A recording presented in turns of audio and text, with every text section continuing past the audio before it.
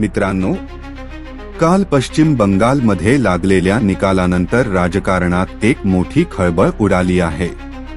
ममता बॅनर्जी यांचा गट ढासळल्याची चर्चा सध्या सर्वत्र रंगते आहे. निकालानंतर लगेचच अनेक आकडे समोर आले. काही जण म्हणतायत की लाखोंच्या फरकाने भारतीय जनता पक्ष आघाडीवर राहिला, तर काही रिपोर्टनुसार मोठ्या प्रमाणात मतं बाजूला करण्यात आल्याचा आरोपही होत आहे.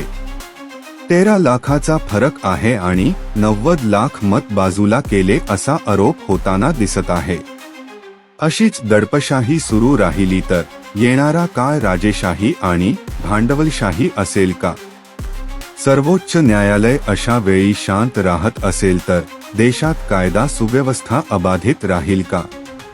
दरम्यान भाजपचे अनेक दिग्गज नेते गेल्या महिनाभरापासून बंगालमध्ये तळ ठोकून होते. त्यामुळे आता जनतेमध्ये एक प्रश्न निर्माण होतोय.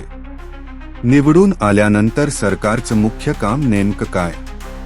आमदार फोडणे, दडपशाही करून दिग्गज नेते आपल्या बाजूने ओढणे हाच कार्यक्रम भाजपाच्या राजकारणाचा राहिला आहे.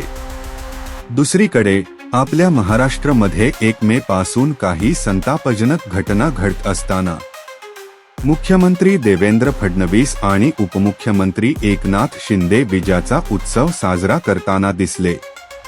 यामुळे अनेकांच्या मनात नाराजी आहे. लोक म्हणतायत, जनतेच्या प्रश्नांपेक्षा राजकारण महत्त्वाचं झालंय का? आणि सर्वात मोठा प्रश्न, जर अशीच परिस्थिती राहिली तर गुन्हेगारी वाढत जाईल का? आणि सामान्य माणसाने खरंच आत्मनिर्भर व्हायची वेळ आली आहे का? मित्रांनो, ही फक्त राजकीय चर्चा नाही, हा आपल्या भविष्याचा प्रश्न आहे. तुमचं मत काय आहे?